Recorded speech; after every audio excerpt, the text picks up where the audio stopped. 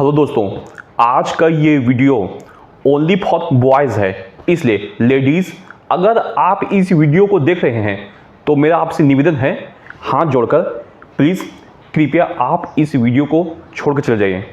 तो okay boys, तो चलिए अभी मैं आपको बताने जा रहा हूँ कि इस वीडियो में आपके किन प्रकार की समस्याओं का मैं आपके सामने सामना करने का तरीका भी बताऊंगा और इस प्रकार का समस्या आपको भूतकाल में आ चुका है और करंट में आ रहा है तो भी आप मेरे इस वीडियो से रिलेट कर सकते हैं। आज के इस वीडियो में मैं आपको बताऊंगा कि समय के साथ साथ रिश्तों में प्यार क्यों कम होने लगता है, इंटरेस्ट क्यों कम होने लगता है, और जब इंटरेस्ट कम होता है, प्यार कम होता है, तो फिर अगर आप एक बॉयफ्रेंड के पोजीशन में हैं तो आपके साथ किस प्रकार के नतीजे होते हैं, और अगर आप एक वर्तमान में हस्बैंड के पोजीशन में हैं तो फिर आपके साथ किस प्रकार का परिणाम उत्पन्न होता है। तो दोस्तों, आज का जो ये वीडियो है, हमारे एक सब्सक्राइबर हैं संदीप शर्मा, उनके कुछ समस्याओं से रिलेटेड मैंने कुछ काउंसलिंग किया था। काउंसलिंग के पश्चात कुछ खास पैटर्न नजर आया था मेरे को, तो मुझे लगा कि इस प्रकार के पैटर्न रिलेशनशिप में जो उत्पन्न होते हैं वो आपके साथ शेयर करना बहुत ज़रूरी है। इस वीडियो का सार तो यही है कि मैं आपको बताना चाहता हूँ कि जो आपकी जो गर्लफ्रेंड है उनके और आपके बीच इंटरेस्ट धीरे धीरे कम क्यों होने लगता है, और जो आपकी वाइफ है उसके और आपके बीच धीरे धीरे कम क्यों होने लगता है। अगर गर्लफ्रेंड से आपका अलग होना हुआ तो उसे कहा जाता है ब्रेकअप, लेकिन अगर वाइफ से आप अलग होते हैं तो बहुत बड़ी कीमत चुकाने के साथ अलग होंगे, क्योंकि उसके बाद यह ब्रेकअप नहीं कहलाएगा, उसके बाद यह डाइवोर्स या फिर तलाक कहलाएगा। और तलाक में अगर आप एक हस्बैंड है तो किस किस प्रकार के मुसीबतों का सामना भारत के हस्बैंड कर रहे हैं वो तो आप समझ ही सकते होंगे ना। इसलिए अगर आप वह भी कुंवारे हैं और ब्रेकअप का सामना कर रहे हैं तो बॉयज़, पहले तो आप खुशी मनाओ कि आप हस्बैंड लोगों की तुलना में बहुत ऊंचे पोजीशन में हो, क्योंकि हस्बैंड को कोर्ट में इतना बुरी तरीके से घसीटा गया है जितना कि आप बॉयज़ को 1% के रूप में भी घसीटा नहीं गया है। तो बॉयज़, अभी संदीप शर्मा जो हमारे एक व्यूअर थे, उनका काउंसलिंग का कुछ अंश आपके सामने मैं प्रस्तुत करना चाहता हूं। दोस्तों, जो संदीप शर्मा थे उनका कहना था कि सर, मेरे लाइफ में 3 गर्लफ्रेंड बनी थी अब तक के, अभी मैं 37 ईयर्स का हो चुका हूं और अब तक मेरी ओनली 3 गर्लफ्रेंड बनी, और 3 गर्लफ्रेंड अलग अलग टाइप की बनी, ऐसा उनका कहना था। और जो जो गर्लफ्रेंड बनी थी उसमें भी उनको बहुत टाइम लगा था। दोस्तों, सबसे पहले हमारे जो सब्सक्राइबर हैं उन्होंने फर्स्ट गर्लफ्रेंड 19 साल की उम्र में बनाया था। उनकी गर्लफ्रेंड का फर्स्ट गर्लफ्रेंड का नाम था बिंदेश्वरी साहू। वहाँ पर खासियत ये थी कि वो उनकी गर्लफ्रेंड कुंवारी थी। जो उनकी गर्लफ्रेंड थी कैसे बनी, इस टॉपिक में जाऊंगा तो वीडियो बहुत लंबा खींचा जाएगा। बस इतना जान लीजिए कि कहीं से कुछ अचानक पहचान हुआ, दोनों एक दूसरे के अनजान थे। शुरुआत में बहुत लंबा लंबा बात होता था, 1-1 घंटा बात होता था। शुरुआत में एक दूसरे से मिलने के लिए मचलते रहते थे। जो लड़की थी वो भी अपने बॉयफ्रेंड से मिलने के लिए मचलते रहती थी। और जब हमारे दोस्त का, या दोस्त की क्या बोलें या फिर व्यूअर्स बोलें, उनका जब 12th का एग्ज़ाम चल रहा था 19 साल की उम्र में, तो फिर जब उनको पढ़ने की बारी आती थी तो भी उनकी गर्लफ्रेंड उनको परेशान करती थी कि नहीं मेरे से बात करो, नहीं मेरे से बात करो, मेरे को तुम्हारे बिना दिल नहीं लग रहा है, मेरे से मिलने आओ, रात में मिलने आओ। इस प्रकार का बहुत सारा टॉर्चर उनकी गर्लफ्रेंड के द्वारा उनको दिया जाता था। लेकिन ये उनके लिए खुशी की भी बात थी, क्योंकि उनकी लाइफ में अभी तक तो कोई बनी नहीं थी ना। अचानक कोई आके इस प्रकार का प्यार दिखा रही है और उनको अपने घर में आमंत्रित कर रही है, और इसके पश्चात घर में आमंत्रण या इनविटेशन के द्वारा जो ओयो रूम है उसका तो खर्चा बच रहा है ना, तो उनके लिए खुशी की बात थी। लेकिन धीरे धीरे क्या देखने को आया कि पहले जो दिन में 3 घंटा बात होता था वह दिन में 2 घंटा बात चालू हुआ, फिर दिन में 1 घंटा बात चालू हुआ, फिर उसके बाद दिन में आधा घंटा बात चालू हुआ, फिर उसके बाद दिन में 10 मिनट बात चालू हुआ, फिर उसके बाद एक एक दिन के गैप में बातचीत होता था। बिल्कुल कॉल वगैरह कुछ आता था ही नहीं।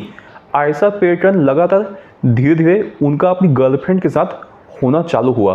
फिर धीरे धीरे ऐसा हुआ कि एक दिन अचानक उनकी गर्लफ्रेंड ने उनको बोल दिया कि संदीप, मेरी कहीं और शादी लग चुकी है, आज से मुझे भूल जाओ। वह जो दिन था वह दिन था जो ब्रेकअप का दिन था, जो हमारे व्यूअर के लिए जब इंडिया ने वर्ल्ड कप जीता था। तो उस समय जहाँ तक 2 अप्रैल 2011 की बात है, वर्ल्ड कप जीता था, ठीक है। उस समय पूरा भारत के लिए वह खुशी का दिन था, लेकिन वह ब्रेकअप का दिन उनके लिए बहुत बड़ी कयामत की रात थी। उस रात को कैसे न कैसे सोया होगा, लगातार जागते जागते बिताया। दूसरे दिन लगातार उसके दिमाग में ख्याल आता था कि अब वो किसी और से शादी कर लेगी, अब उसके बच्चे होंगे, अब वो लगातार उसके साथ रहेगी। मैं उसके साथ जो जो करता था अब कोई और उसके पास आकर उस पर आकर वो सब करेगा। तो कितना खतरनाक खतरनाक फीलिंग होता होगा। आप सोचिए तो सही, आप एक बॉय हैं, एक लड़के हैं, तो आप हमारे उस व्यूअर संदीप शर्मा की जो कहानी है उसको समझ सकते हैं, लेकिन आप एक लड़की हैं तो इस कहानी को आप कभी नहीं समझ सकते हैं। तो इस प्रकार की बात हुआ था ना, मैं बताया कि धीरे धीरे इंटरेस्ट कम हुआ। इंटरेस्ट कम होने के बाद एक दिन अचानक ब्रेकअप हो गया। तो फिर इसके बाद हमारे व्यूअर ने सोचा कि जो अगर मैं किसी कुंवारी से रिलेशनशिप में रखूं, और मेरे को रिलेशनशिप तो कभी ख़त्म करना नहीं है, लॉन्ग टर्म रिलेशनशिप लगते जाना है, तो उन्होंने सोचा चल कभी ऐसा करता हूं कि अब एक शादीशुदा को पटा के देखता हूं मैं, ठीक है। उसने सोचा कुंवारी का कभी ना कभी तो शादी हो जाता है ना, लेकिन शादीशुदा तो ऑलरेडी शादीशुदा है, वो अगर एक बार मेरे लाइफ में आ गई तो लाइफ लॉन्ग मेरी होकर रहेगी। भले ही अपने हस्बैंड के साथ कभी ना कभी किसी न किसी रात में, हफ्ता में 3 दिन या हफ्ता में 2 दिन जो भी अपने हस्बैंड से कुछ करेगी, लेकिन बाकी टाइम तो एक शादीशुदा मुझे देगी ना। ऐसा हमारे व्यूअर ने सोचा था, हमारे कस्टमर ने सोचा था। तो ऐसे करते हुए जो ब्रेकअप था उनका फर्स्ट गर्लफ्रेंड से, सेकंड गर्लफ्रेंड की तरफ जब वो आए तो सेकंड गर्लफ्रेंड का नाम था सुमन वर्मा, जो कि एक शादीशुदा महिला थी और एक बच्ची की माँ थी, ठीक है। अब ऐसे करके रिलेशनशिप में आगे बढ़ गए। रिलेशनशिप में आगे बढ़ने के पश्चात पहले आपको ये भी बताना जरूरी है कि पूरे 9 साल लगे थे पहले गर्लफ्रेंड से ब्रेकअप के बाद दूसरे गर्लफ्रेंड तक पहुंचने में, ठीक है। दूसरे गर्लफ्रेंड तक पहुंचने में 9 साल लगे। उसके बाद दोनों का कहीं से पहचान हो कि कहीं से कुछ प्रपोज वगैरह हुआ। प्रपोज वगैरह होने के पश्चात सीधा पर यह बात चालू हो गया, सेक्स करने कब आऊँ, कहाँ आऊँ, कैसे आऊँ, ठीक है। इस प्रकार की बातचीत उन दोनों में चालू हो गया। और चालू होने के पश्चात गार्डन में दोनों का एक दूसरे से मिलना जुलना चालू हुआ, ठीक है। फिर गार्डन में मिलना जुलना धीरे धीरे ऐसा हुआ कि उनके घर जाकर मिलना जुलना चालू हुए, ठीक है। और जो पूरा मामला था वो तो इतना गड़बड़ाया हुआ था कि उसके हस्बैंड तक उसको घर में आने का परमिशन दे दी थे। क्यों? क्योंकि वो महिला इतनी शातिर थी कि जो अपने हस्बैंड को बता के रखी थी, अरे ये तो हमारे जीजा जी हैं जो कि हमारे घर में आते हैं।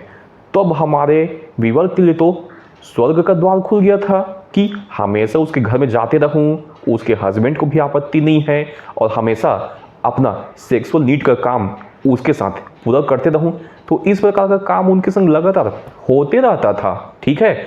और शुरुआत के जो कुछ महीने थे उसमें लगातार वैसे होता था कि लंबा लंबा बात होता था, रेगुलर मिलना जुलना होता था, डेली मिलने जाना होता था। फिर धीरे ऐसे हुआ कि मिलने जुलने की जो फ्रीक्वेंसी थी वो कम होना चालू हुई, और बातचीत की जो फ्रीक्वेंसी थी वो कम होना चालू हुई।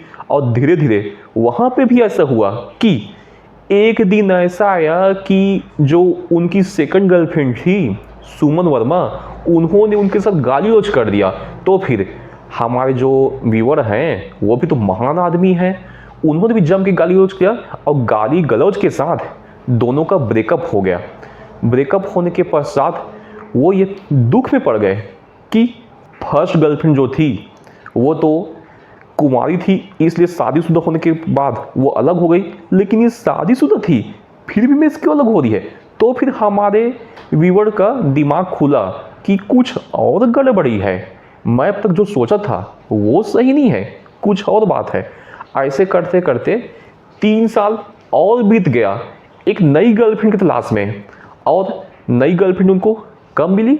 उनको नई गर्लफ्रेंड मिली, मुझे तारीख बताया था उन्होंने, तारीख अच्छे से याद है। हाँ, उनको नई गर्लफ्रेंड मिली जून 2022 में। पिछले जो ब्रेकअप हुआ था, ब्रेकअप से पूरे 3 साल के पश्चात तीसरी नई गर्लफ्रेंड मिली और नई गर्लफ्रेंड का नाम था पूजा मिश्रा। अब पूजा मिश्रा में एक अलग ही स्पेशलिटी थी कि वो कुंवारी भी नहीं थी और वो शादीशुदा भी नहीं थी, वो तो तलाकशुदा थी। तो फिर उन्होंने सोचा कि अरे यार, ये तो तलाकशुदा है, मैं इसके साथ कितना भी बात करूं, इसके बिस्तर में तो हस्बैंड होता नहीं होगा, तो फिर मैं कितना भी मिलने जुलने जा सकता हूँ, कितना भी इसके साथ रोमांस कर सकता हूँ, कुछ रोक टोक तो होगा नहीं। ऐसा सोचकर थर्ड गर्लफ्रेंड के साथ शुरुआत में इसी प्रकार की बात होता था कि लंबा लंबा फुल बात होता था, कि इस प्रकार से होता था कि रात में कभी जब बात करना चालू करिए तो रात को 11 बजे से लेकर 5 बजे तक बात किए, ठीक है। कभी फ़ोन में सुबह 9 बजे से बात करना चालू किए तो सुबह 9 बजे से लगातार दोपहर 12 बजे तक बात किए। ऐसा डेली का लगातार बात होता था। और जो शुरुआत के 1-2 महीने थे, दोनों अक्सर ये मूवी देखने जाया करते थे, गार्डन में जाया करते थे। गार्डन फुल किसिंग होता था इनका और फुल टचिंग होता था इनका, ठीक है। फुल रोमांस का रिलेशनशिप था। लेकिन यहाँ पर इनको समझाया इन्होंने अपनी थर्ड गर्लफ्रेंड को कि मेरी इससे पहले 2 गर्लफ्रेंड हो चुकी है और ऐसे ऐसे कर ब्रेकअप हो चुका है, इसलिए मैं आपके संग अलर्ट रहना चाहता हूँ कि कहीं 1 साल में आपका मेरा रिश्ता खराब ना हो जाए। लेकिन दोस्तों, 1 साल बात तो छोड़िए, 6 महीना में ही लोगों का ये जो थर्ड जो बताया ना, थर्ड गर्लफ्रेंड, इन दोनों का, इन लोगों का रिलेशनशिप ख़त्म हो गया। और कैसे ख़त्म हुआ?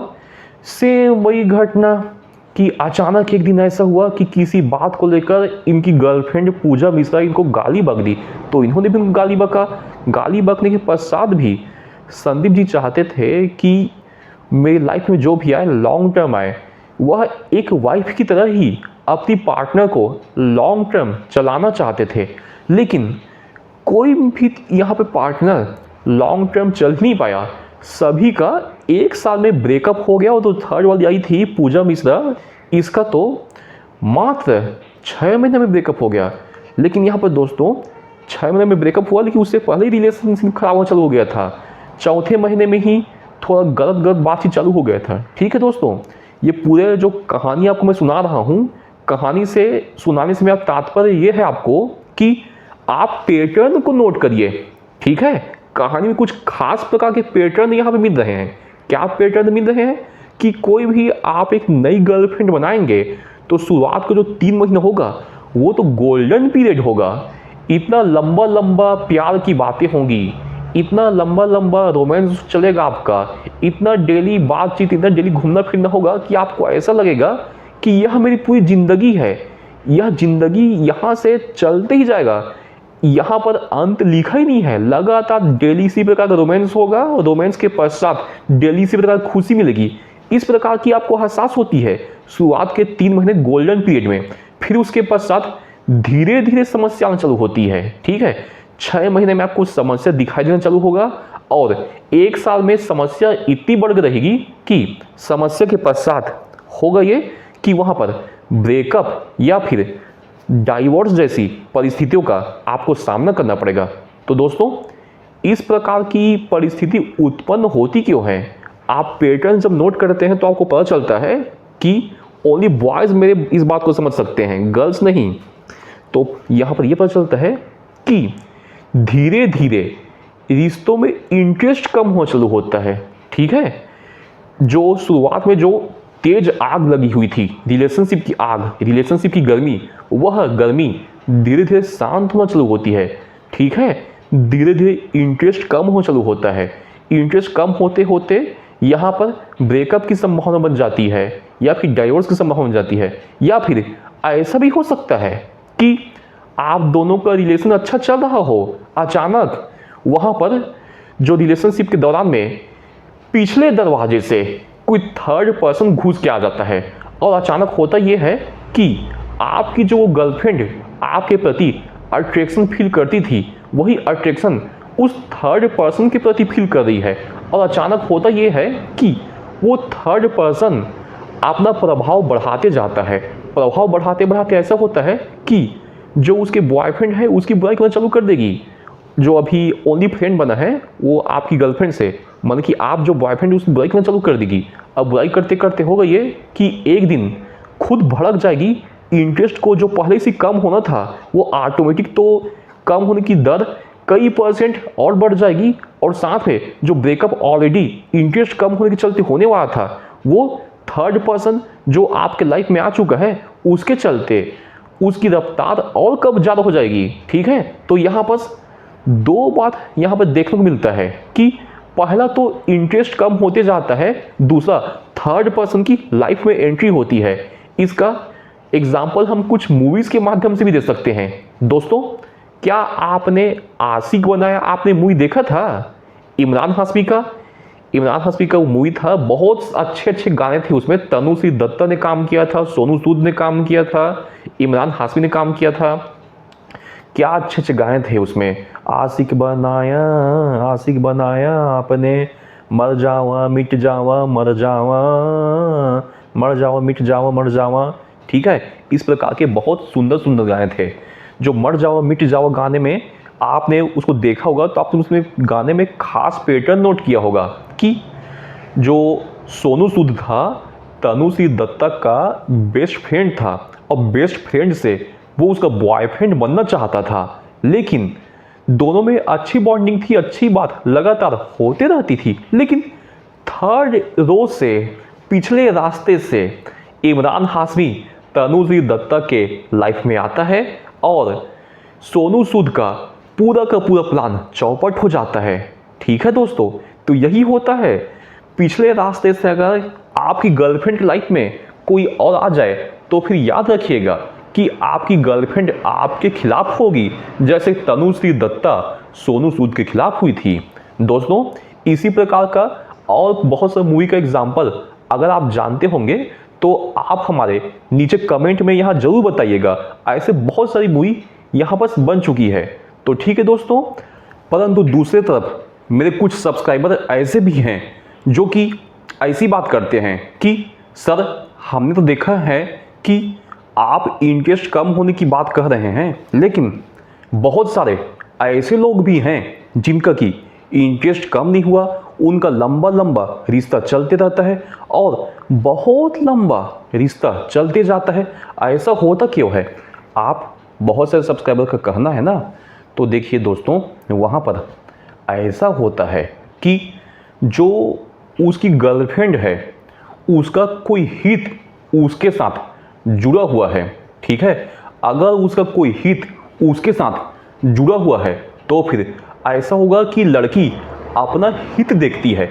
अगर लड़का उसको छोड़कर चले जाए तो वहाँ पर लड़की का हित कम हो जाएगा या फिर पूरी तरीके से ख़त्म हो जाएगा। ऐसे कंडीशन में लड़की का रिलेशन जो अपने बॉयफ्रेंड है उसके साथ लंबा चलता है। तो किस प्रकार के हित हो सकते हैं उस लड़की के अपने बॉयफ्रेंड के प्रति? तो चलिए समझते हैं। बिल्कुल, सबसे पहला हित तो ये है कि लड़की का पूरा खर्चा उसका बॉयफ्रेंड उठा रहा है। लड़की का बहुत आलीशान रहन सहन है और लड़की एक गरीब घर की है, और लड़की के पिता या भाई उनके इस प्रकार के खर्चा को मेंटेन कर ही नहीं सकते हैं। जो वहाँ उसका बॉयफ्रेंड होगा वो इस प्रकार का खर्चा उसका मेंटेन कर रहा है। तो ये लड़की का बहुत बड़ा हित हुआ कि नहीं हुआ अपने बॉयफ्रेंड के साथ? तो ये हित उत्पन्न हो रहा है। तो हित के चलते ही वहाँ पर उस लड़की का रिलेशनशिप लगातार बंद रहता है, क्योंकि जैसे ही वो जाएगा तो उसका काम निपटना बंद हो जाएगा। ठीक है, दूसरा क्या हित हो सकता है? लड़की को लगातार बहुत सारे लड़के परेशान करते रहते हैं, छेड़छाड़ करते रहते हैं। लड़का इतना खतरनाक गुंडा बदमाश किस्म का हो सकता है कि कोई भी उसके परिवार या उसके बीच में आए तो एक झटके में निपटा दे। ठीक है, लड़की का काम तो निपट गया ना, लड़की को तो अब मतलब है अपना काम निपटाने से। ठीक है, तो इस प्रकार कोई गुंडा बदमाश किस्म का इंसान है, ठीक है, तो वो उस लड़की के लिए भी फायदेमंद किस्म का हो सकता है, क्योंकि वो लड़की का काम निपटा रहा है, लड़कों को ठिकाने लगा रहा है, जो उसको छेड़छाड़ करते हैं उनको सबक सिखा रहा है, उसके परिवार की सुरक्षा कर रहा है। इस प्रकार के हित हो सकते हैं, या फिर ऐसे हित भी होते हैं जहां पर लड़के से लगातार रिश्ते रखने के चलते ही लड़की की जो पूरी फैमिली है, फैमिली का पोजीशन धीरे धीरे ऊंचा उठना चालू होता है। यहां पर आर्थिक बात नहीं कर रहा हूं, ऐसा भी पॉसिबल है कि लड़की को 1 रुपया का मदद न करता हो, लड़की के फैमिली में किसी भी प्रकार के छेड़छाड़ या मुसीबत के समय किसी भी प्रकार का मारपीट से वो पेश ना आता हो, लेकिन लड़के की पोजीशन ऑटोमेटिक प्राकृतिक रूप से ऐसे हो सकती है कि उससे संबंध रखने पर धीरे धीरे एक फायदा लड़की के भाई को होता है, दूसरा फायदा लड़की को होता है, तीसरा फायदा लड़की के बाप को होता है, चौथा फायदा उसके मामा को होता है। तो इस प्रकार मल्टीपल फायदा किस प्रकार से होता है? हो सकता है लड़का राजनैतिक बैकग्राउंड से हो, राजनीतिक में अच्छी तरीके से पहुंच रखता हो। ठीक है, अब लड़कियां तो चाहती ही है ना कि उनका दबदबा बने रहे, उनका प्रभाव बने रहे, तो फिर वहां पर होता यह है कि उस पर्टिकुलर लड़के से पहचान होने के चलते ही जो वहां पर राजनीतिक पार्टी है वहां पर कभी टिकट बंटने की संभावना हुई तो एक महिला का नाम सामने आएगा कि यहाँ पर महिला प्रत्याशी खड़ा करना है, तो क्यों ना इनको खड़ा कर दिया जाए, ये इनके पहचान की है। या फिर लड़की के माँ को भी चुनाव में खड़ा किया जा सकता है। छोटे छोटे लेवल पे आप देखना चाहिए कोई दोस्तों, बड़े लेवल पे आप जाने की जरूरत नहीं है। ठीक है, अगर आप गांव में रहते हैं तो फिर वहां पे जरूर देखिएगा किसी प्रभावशाली इंसान से अगर आपका संबंध है और आप गांव के एक आम आदमी हैं, तो केवल आप उनसे के साथ संबंध रखने के चलते ही धीरे धीरे गांव में आपकी इज्जत होना चालू होती है, और इज्जत के चलते लोग आपको उधारी देना चालू करते हैं। उधारी देना चालू करने के चलते होता यह है कि आपकी जो खेती किसानी है वहाँ पर जो भी पैसों की कमी होती रहती है, जो भी आपकी फसलों में नुकसान होते रहता है, वहाँ पर नुकसान कवर होता है। आप शहरी क्षेत्र में अगर रहते हैं तो कोई विधायक के प्रत्याशी, जो विधायक केवल प्रतिनिधि है, ठीक है, विधायक की भी बात नहीं करूं, विधायक के प्रतिनिधि के संग आपको उठना बैठना है, लगातार बातचीत होना है, तो फिर आपके एक इशारे पर किस किस प्रकार के लोग गुंडे बदमाश इकट्ठा हो जाते हैं। अब गुंडे बदमाश इकट्ठा होकर किसी को पिटाई करने चालू हो जाते हैं। भले ही आप पिटाई नहीं कर सकते, लेकिन आपके इशारे पर किसी का पिटाई करने काम निपट तो रहा है ना। ठीक है, गुंडागर्दी काम निपट तो रहा है ना। आपके एक इशारे पर कहीं पर जो नगर निगम का कोई भी ठेका आना है, वहां पर ठेका जो लड़की के परिवार वाले हैं उसी को तो मिलना चालू होगा ना, क्योंकि उससे संबंध रखती है। कभी सरकार में कोई सरकारी नियुक्ति चालू हुआ, कभी संविदा नियुक्ति का ही कोई सरकारी पोस्ट आता है, तो वहां भी आपको पता चलता है आपकी नियुक्ति होनी चालू होती है। ठीक है, इसे कहते हैं कि आप किसी प्रभावशाली व्यक्ति से संबंध रखते हुए आपका पोजीशन ऊंचा उठना। तो मैं आपको समझाया ना, जहां पर लड़की का हित रहेगा वहां पर लड़की लड़का से अलग नहीं होगी, क्योंकि लड़की लड़का से अलग होगी तो वहां पर घाटा लड़का का नहीं है, घाटा लड़की का ही है। आज ये लड़की अलग हुई तो फिर लड़के का पोजीशन पता है कि काफी अच्छा है, कल उसको कोई और लड़की मिलेगी तो वहां पर लड़की दबती है कि मैं इसको छोड़ के जाऊंगी तो मेरे को घाटा होगा। ठीक है दोस्तों, तो ऐसे स्थान पर जो ब्रेकअप और डाइवोर्स की जो बातें बताए ना, वो इस स्थान पर लागू नहीं होगा। कब? लड़की का हित। ठीक है, तो अगर आप अपने जो रिलेशनशिप को बचाना चाहते हैं तो फिर आप लड़की के पॉइंट ऑफ व्यू से देखना चालू कीजिए कि लड़की के लिए मैं किस प्रकार से फायदेमंद सिद्ध हो सकता हूं, लड़की के लाइफ में मैं किस प्रकार के क्या योगदान दे रहा हूं, और इस योगदान के चलते लड़की को क्या क्या फायदा हो रहा है। अगर आप लड़की के पॉइंट ऑफ व्यू से देखना चालू करें, अपने पॉइंट ऑफ व्यू से नहीं, तो फिर आपकी ब्रेकअप की संभावना भी बचेगी, और जो आपका तलाक होने वाला है उसका भी संभावना बचेगा, क्योंकि ऊंचे पोजीशन में रहने वाले जो होते हैं उनको तलाक के बाद नए वाइफ की भी कोई कमी नहीं होती।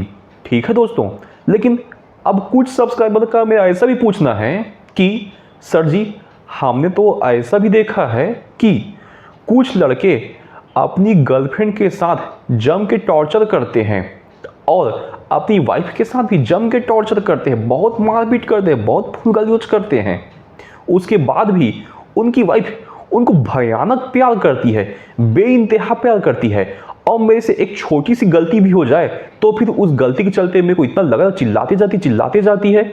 ऐसा क्यों होता है? तो दोस्तों, वहाँ पर एक अलग प्रकार का कंडीशन काम आता है। वहाँ पर जो कंडीशन होता है वो आम रिश्तों के कंडीशन से अलग ही होता है। उसको कहा जाता है ट्रॉमा बॉन्डिंग या फिर स्टॉकहोम सिंड्रोम। ठीक है दोस्तों, ये अलग ही प्रकार का टर्म है जहाँ पर जो लड़की है वो लड़की को कितना भी टॉर्चर किया जाए लेकिन फिर भी लगातार अपने पार्टनर को प्यार करते जाती है। ऐसा वहाँ पर नहीं होता कि मजबूर है इसलिए बर्दाश्त करी है, फुल भयानक प्यार करती है। क्यों प्यार करती है? क्योंकि वो अलग प्रकार का टर्म जो मैं बताया ना, स्टॉकहोम सिंड्रोम, वहाँ पर वो काम करता है। दोस्तों, अगर आपको इस प्रकार की रिलेशनशिप के बारे में जानना है कि जो भयानक टॉर्चर करने के पश्चात भी उसकी गर्लफ्रेंड उसको नहीं छोड़ती, तो ऐसा क्यों होता है, तो फिर इस वीडियो का पार्ट 2 भी बनाया जाएगा, लेकिन कुछ दूसरे नाम से बनाया जाएगा। और फिर वहाँ आपको बताया जाएगा कि किस प्रकार की लड़कियां अपने पार्टनर को नहीं छोड़ती। अगर आपको मेरे द्वारा आज का दिया हुआ यह ज्ञान पसंद आया हो तो आप हमारे इस YouTube चैनल को लाइक करें, शेयर करें एंड सब्सक्राइब करें। धन्यवाद दोस्तों।